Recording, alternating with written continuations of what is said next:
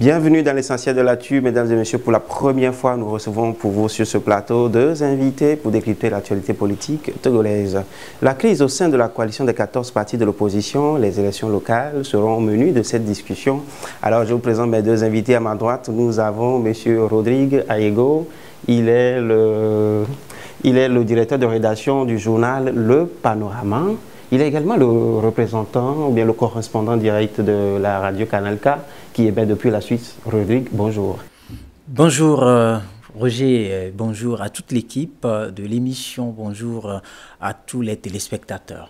Alors, à ma gauche, nous avons un invité surprise. Il est monsieur, enfin, c'est le monsieur de la diaspora qui sort des scoops chaque fois. Vous regardez, ça écrit en bas, ça signe Anani Sossou. Monsieur Anani Sossou, bonjour. Bonjour Roger. Bonjour. Bonjour à tous les téléspectateurs de ton émission. Parfait. Je rappelle aux téléspectateurs que vous êtes activiste et que vous êtes au sein de la diaspora togolaise, vous faites des allers-retours. C'est bien ça, n'est-ce pas? Je n'aime pas tellement le mot activiste parce que le mot activiste, être activiste, c'est un travail à plein temps maintenant reconnu par les organisations de défense des droits de l'homme et reconnu par le système des Nations Unies. Je me définis plutôt comme un leader d'opinion. Donc ça fait aussi quand même la différence entre être un activiste et être un leader d'opinion. Alors, un leader d'opinion, bon, je croyais que vous étiez activiste et que vous viviez quelque part peut-être de l'activisme. Mais visiblement, non. Mais l'activisme ne me nourrit pas. J'ai mon boulot, je suis journaliste d'abord. Je crois que tu dois... À part le journaliste, oui, je suis journaliste, j'ai une boîte de communication. Et puis, je suis dans l'événementiel. Très bien, monsieur Anani Sossou. Nous allons bientôt rentrer dans le vif du sujet. Mais déjà, je vais vous montrer la une du journal Le Panorama. Alors, Le Panorama écrit justement à sa une ce jeudi 28 février. Il écrit par rapport à la coalition des 14 partis politiques, je cite, « Polémique autour d'une candidature annoncée de Jean-Pierre Fabre quand il lâche la proie pour l'ombre ». Ah oui, effectivement, je prends parce que je sais que c'est une question qui m'est forcément adressée. Vous savez... qu'est-ce que c'est que la proie? Qu'est-ce que c'est que l'ombre? Mais vous savez, la proie pour tout Togolais, c'est bien sûr un régime dictatorial qui règne de main de maître sur ce pays, 38 ans pour le père, 14 ans, plus de 14 ans et bientôt 15 pour le fils. Et donc ça... c'est la proie. Pour l'ombre, c'est les petites querelles de gamins qui s'amuseraient dans de petits jardins avec quelques morsures par-ci, par-là, quelques griffes par-là. Ça s'appelle l'ombre parce qu'aujourd'hui, on laisse l'essentiel et on reste focalisé sur l'objet de divertissement que constitue notamment une certaine déclaration de candidature d'un leader par son militant. Parce qu'aujourd'hui, moi aussi, je peux me lever tout de suite et dire, ben, Anani Sossou, il est mon candidat. Et ben, Anani Sossou peut se lever et dire, ben, Roger est mon candidat. Maintenant, si on est dans une certaine mesure que l'essentiel voudrait, par exemple, une candidature unique, les candidats, s'ils confirment l'annonce de leurs militants, vont maintenant voir dans quelle optique fédérer leurs énergies pour dégager l'essentiel utile ou le pion gagnant. Donc, je crois que c'est ça aujourd'hui. Monsieur Ayego, vous êtes en train de dire que la crise que connaît aujourd'hui la coalition des 14 partis politiques est née du fait qu'il y a un parti qui aurait déclaré son candidat. C'est bien avant, puisque c'était lisible. Vous savez, on nous apprend qu'on ne change pas l'équipe qui gagne.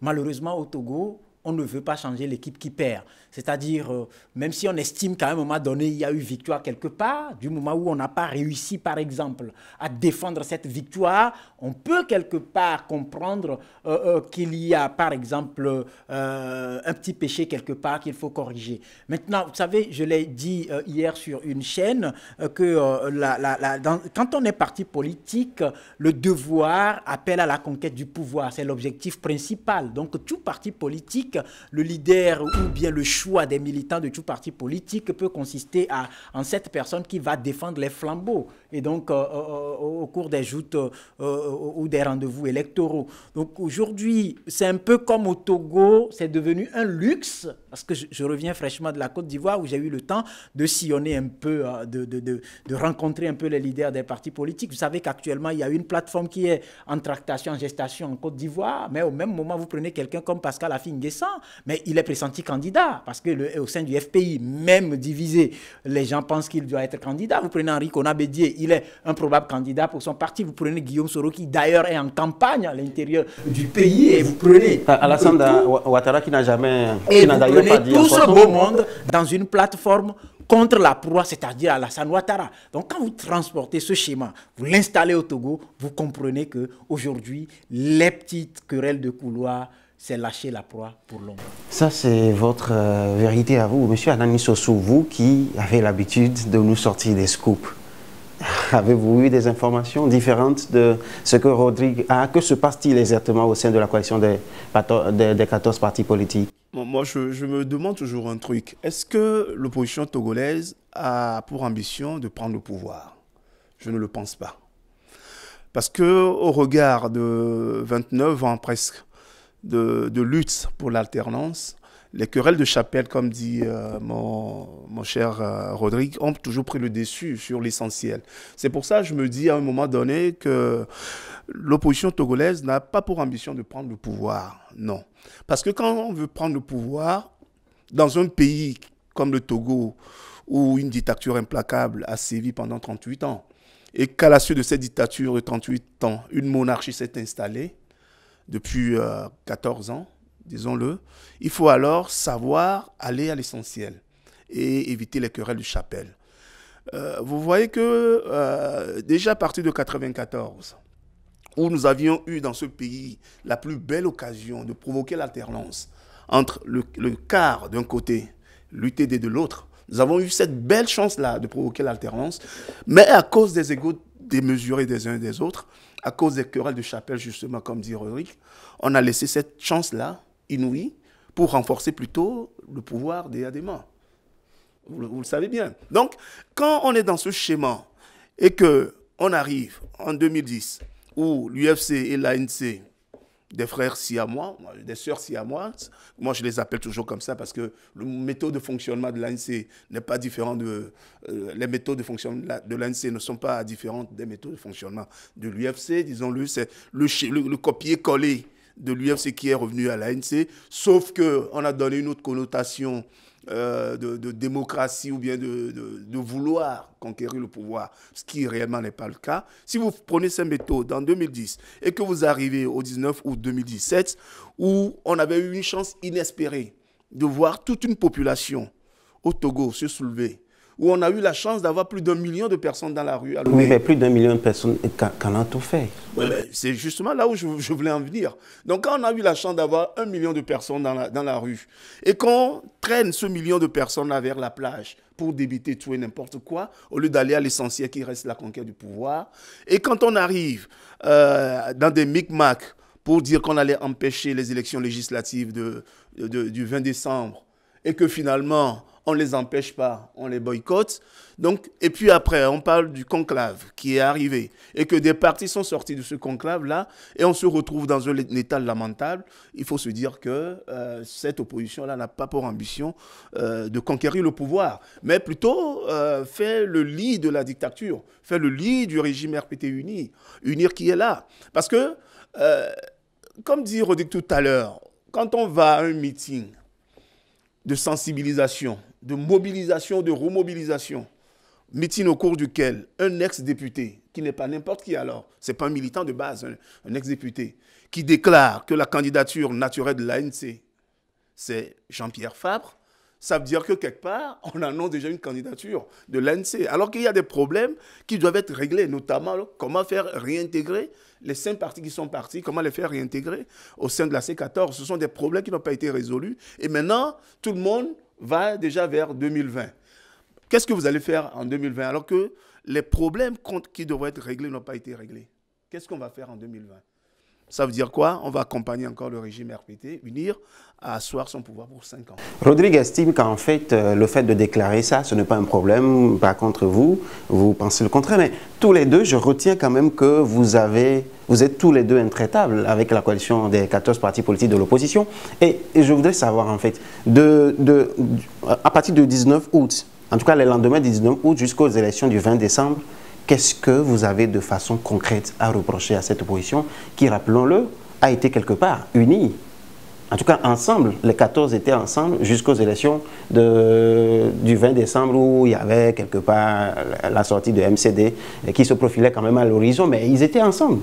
Ces partis politiques étaient ensemble du 19 août jusqu'au 20 décembre. Qu'est-ce que vous avez à leur reprocher en réalité, il faut dire les choses telles quelles. En réalité, j'ai cru comprendre avec le long terme que beaucoup d'opportunistes se sont accaparés de cette lutte-là. Du 19 au sein de la C14, vous pensez à qui, par hasard? Vous pensez à qui par exemple? Je ne vais pas ici me mettre à distribuer des points. Oui, mais vous pouvez quand même avancer les preuves, vous donner les preuves de ce que vous avancez. Il est clair aujourd'hui que beaucoup de partis politiques sont venus dans la coalition après le 19 août pour se faire une santé politique. Parce qu'il y a des partis qui étaient presque inexistants, qui sont venus et qui ont fait parler d'eux.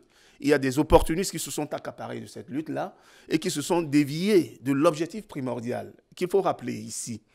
C'était d'abord le retour à la Constitution de 92, qu'on n'a pas toujours eu. C'était le vote de la diaspora, qui n'est pas d'application. Et c'était aussi un fort masgo, un dégagisme qui était clair. Et moi, personnellement, je me suis engagé dans cette lutte-là, corps et âme. Parce que les objectifs poursuivis, notamment le retour à la seule constitution que le peuple togolais s'est donné, était mon objectif parce que ça limitait à la fois le pouvoir. Parce qu'il y a une clause de limitation du mandat, il y a une clause d'un scrutin à 2 tours. Donc, c'était mes objectifs. Et quoi qu'il arrive, si on arrive à obtenir le retour à la Constitution de 92, M. Faure Gnassingbé ne peut plus être candidat en 2020. Donc, c'était moi mon objectif principal pour lequel je me suis engagé corps et âme. Mais il s'est fait qu'au fil des jours, on a commencé par des querelles de chapelle d'abord. Et puis après, on a commencé à dévier de l'objectif primordial.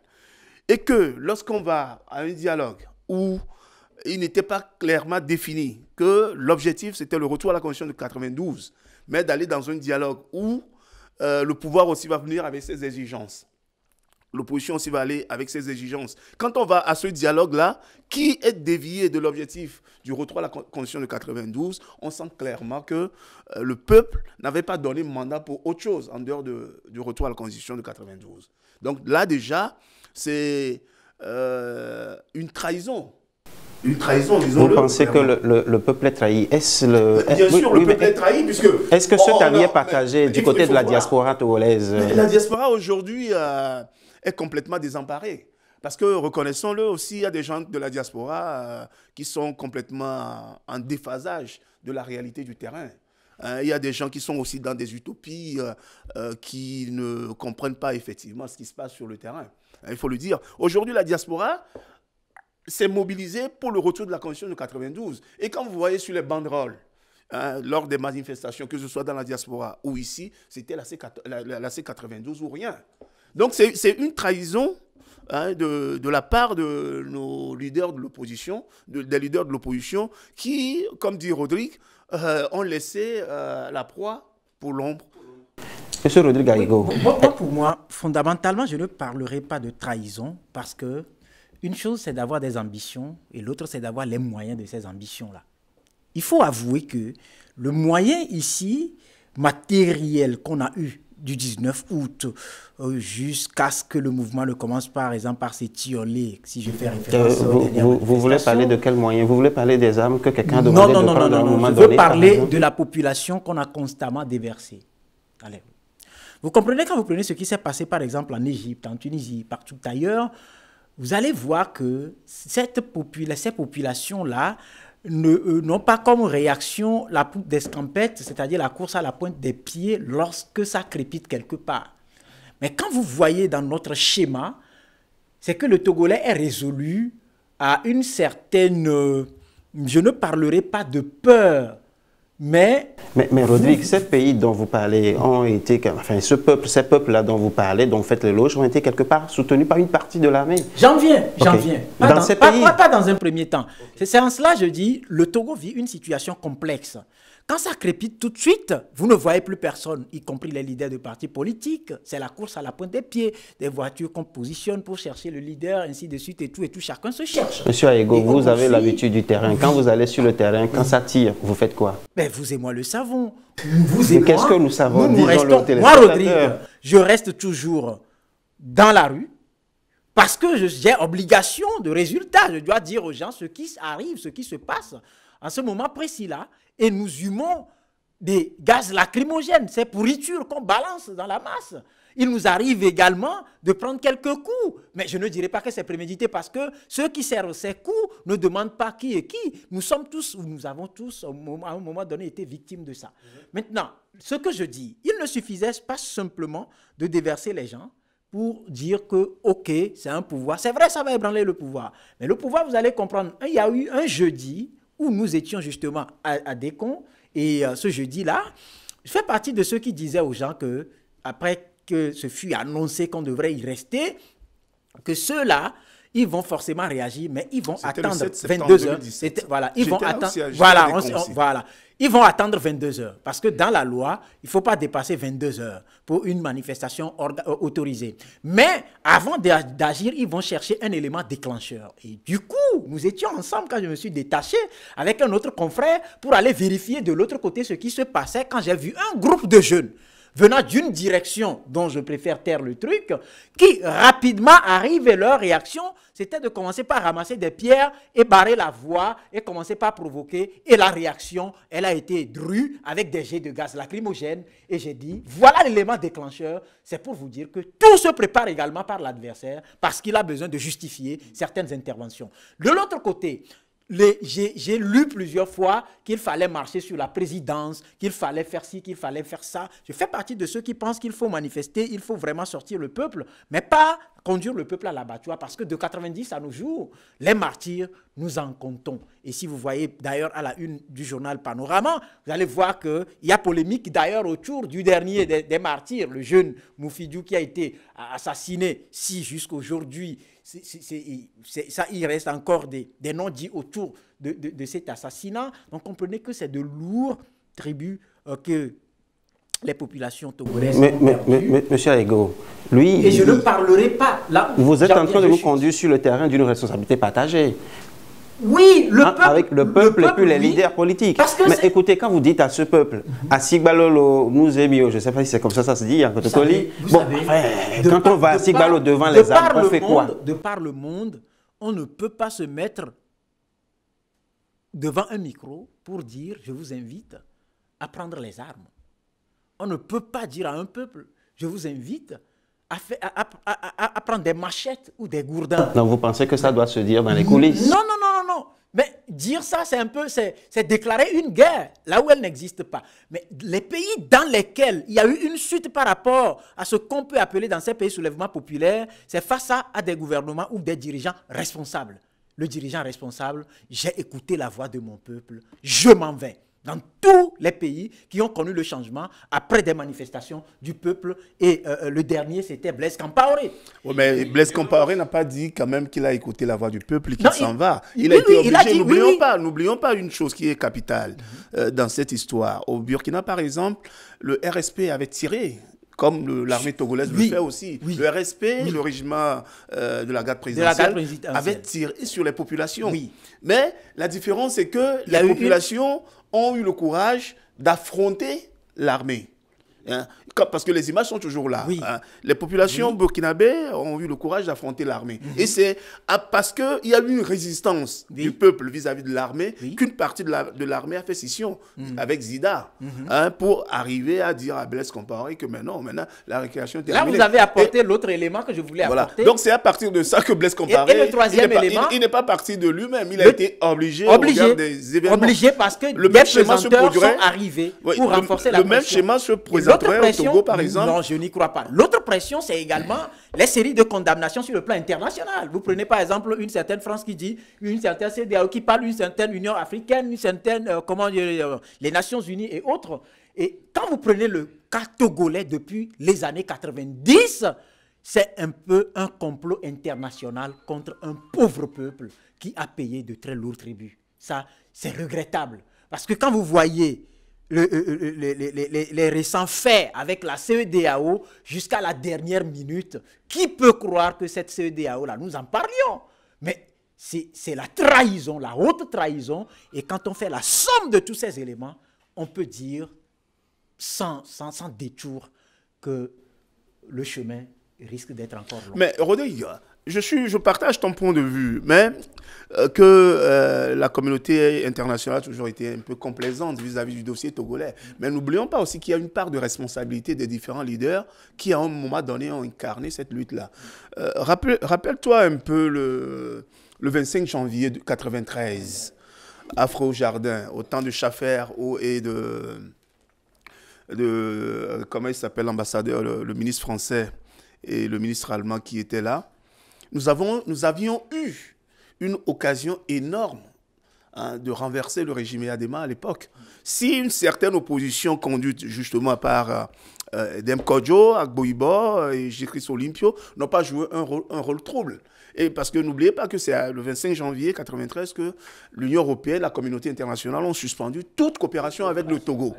Donc, quand on dit que la communauté internationale est complaisante, oui, complaisante, mais pas jusqu'au degré de laisser le peuple à l'abandon. C'est parce que nous-mêmes, en tant que leaders d'opposition, nous avions toujours eu des jeux de troubles qui n'ont pas permis à la communauté internationale de trouver en ses leaders, de trouver en ses leaders des gens, mais non, mais des gens responsables. Mais non, un peuple, non, Rodrigue, un peuple est représenté par des leaders. Et ces leaders-là doivent être des gens responsables en qui on peut faire confiance pour gérer. Qu'ils ont l'habitude de créer dans d'autres cas. Oui. Cette communauté internationale voilà. Si on n'a pas fait, comment dirais-je, si on n'a pas fait au Togo, oui. Si on l'a pas fait au Togo, ça ne voudra dire pas qu'il n'y a personne.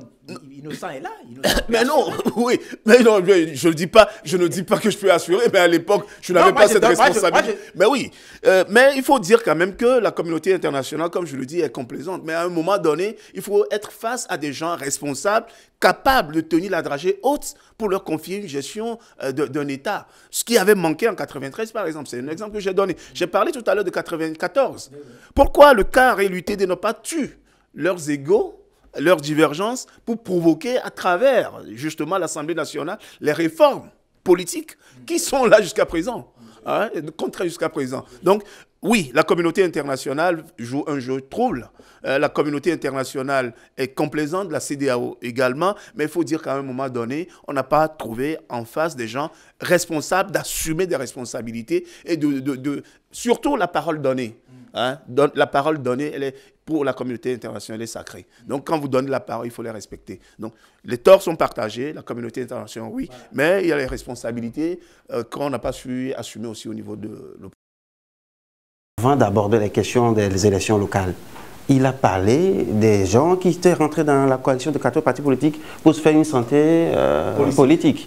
Bon, je voudrais savoir de votre côté, est-ce que vous les connaissez, qui sont ces fauteurs de troubles aujourd'hui au sein de la C14 de façon brève? Je dois appeler des gens fauteurs de troubles. Vous savez, en politique... Mais vous avez quand même une idée de ceux-là qui... En politique, il y a toujours des opportunistes. Ça, il faut pas. En politique, il y a toujours des opportunistes.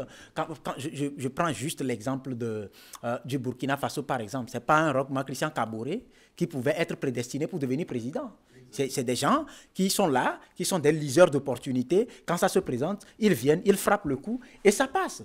Vous voyez? Donc ça, c'est l'exemple, entre autres exemples. Donc c'est pour dire qu'en politique, il y a toujours eu des opportunistes. Et au Togo, au sein de cette coalition, il y en a eu parce que je n'arrive pas à le comprendre. Vous savez, l'une de nos richesses que nos parents, nos grands-parents ont longtemps expérimenté et qu'ils nous ont légué, que nous, malheureusement, nous abandonnons pour d'autres principes, c'est la capacité de l'Africain de laver le linge sale en famille. Le linge sale en famille. Oui. Les élections locales, Rodrigue. Est-ce que l'opposition, la coalition des 14 partis politiques de l'opposition, doit-elle participer aujourd'hui aux élections locales? Parce que, rappelons-le, sans réforme, pas d'élection. Nous en sommes toujours à ce niveau. À cause des réformes qui n'étaient pas faites, on a boycotté les élections. Alors, est-ce qu'aujourd'hui, on va au local ou on ne va pas au local? Pour vous répondre, rapidement, je descends vers 2015 où il y avait un slogan, pas de réforme, pas d'élection. Et par après, CAP 2015 a fait violence pour participer à ces élections. Nous avions condamné CAP 2015, comme quoi il n'y a pas eu des réformes, mais ils sont partis légitimer le pouvoir de Fornia Simbe. Le 20, nous faisons partie de ceux qui disaient que pas de réforme, pas de participation, c'est-à-dire qu'il ne fallait pas parce que on connaissait déjà. Et puis il y avait même des bruits qui couraient que l'UFC allait être chef de file de l'opposition avec entre 7 et 8 députés et les autres, c'était déjà, le gâteau était déjà partagé et on se disait qu'il ne fallait pas. Et pour une première fois, ils nous ont écoutés, ils n'ont pas participé. Nous revenons nous-mêmes encore dire pourquoi ils n'ont pas participé, parce qu'ils devraient participer. Le fait qu'ils n'ont pas participé les efface sur l'échiquier parce qu'ils ne sont plus représentés à l'Assemblée nationale pour faire blocage. Alors, et donc le pouvoir. C'est pour dire que nous-mêmes aussi, dans nos analyses, nous devons pouvoir à un moment donné nous poser cette question. Ce que nous proposons, quelles sont les marges de manœuvre? Quels sont les éléments de faisabilité? Est-ce que nous avons les moyens de notre... Pour moi, aller, ça pose problème. Ne pas aller, ça pose problème et ça devient pour moi une question de choix. Maintenant, à chacun de défendre son choix. Si eux qui veulent y aller, qu'ils nous expliquent les raisons pour lesquelles ils veulent y aller, on avisera. Ceux qui pensent qu'ils ne veulent pas y aller, qu'ils nous expliquent. Mais j'ai appris une chose, si c'est dans le schéma ivoirien par exemple, le FPI qui est dans l'adversité, comme depuis la chute du pouvoir Laurent Gbagbo, avec le camp Alassane Ouattara, a pu se présenter aux législatives pour avoir 3 députés et aux élections locales pour avoir 204 élus locaux. Quand j'ai cherché à savoir, je me suis dit dans un premier temps, ça peut marcher chez nous, donc on peut aller au local. Sauf que dans les dispositions légales en Côte d'Ivoire, ce n'est pas la CENI qui a organisé les élections locales. Mais dans notre cas actuel, même si nous savons qu'il y a des atouts en matière de participation à ces élections locales, si les bases sont saines et bien posées, c'est la CENI pour moi qui demeure un couac. Mais qu'est-ce que nous faisons? Aussi longtemps que cette CENI va demeurer, on va rester les bras croisés? Pour moi, je pense que c'est une question de choix à assumer et je serai prêt à comprendre ceux qui voudraient bien y aller parce que quelque part aussi, il ne faut pas laisser le terrain vide pour l'adversaire. Monsieur Sossou, comment est-ce qu'on fait ça? Comment est-ce que la C14 pourra aujourd'hui justifier à ses militants, si jamais elle décidait de participer aux élections locales?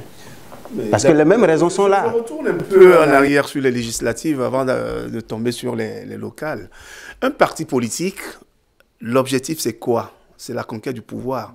Et pas seulement le pouvoir suprême, le pouvoir à tous les niveaux. Les locales, les régionales. Je ne sais pas si le Togo va ambitionner parce qu'on a 5 régions, normalement on devrait avoir normalement des gouverneurs de région. Hein. Donc, un parti politique a pour ambition la conquête du pouvoir à tous les niveaux. Ça, c'est un point fondamental. Je remarque qu'après le boycott des législatives, qu'on a dit qu'on devrait empêcher et que ces législatives n'auront jamais lieu, beaucoup de leaders ou bien de partis ont regrettent toujours de ne pas participer aux élections. Alors, la question c'est quoi? Quand on est un parti politique, il faut savoir prendre des risques. Il faut savoir faire un choix et assumer ce choix. Donc, les partis qui ont voulu aller aux élections législatives, ils devraient assumer ces choix-là et expliquer par une pédagogie à leurs militants ce qui les a poussés à aller à ces élections législatives. Maintenant, tous ont eu peur de la dictature de l'opinion. On a eu peur de la dictature de l'opinion, si bien qu'on a boycotté les élections et qu'aujourd'hui, on se retrouve devant une chambre législative où presque UNIR, qui a 59 députés, se retrouve avec ses partenaires naturels, qui se déclarent aussi de l'opposition. Vous voyez? Donc, le choix est libre aujourd'hui à nos responsables politiques, aux responsables politiques de l'opposition, de se faire violence pour se dire que la démocratie, ça commence d'abord à la base. Et qu'on doit tout faire. Étant donné qu'on a une opportunité qui sera sans doute la révision des listes électorales, pour qu'on appelle les militants à aller s'enregistrer. Parce qu'une révision électorale, c'est quoi?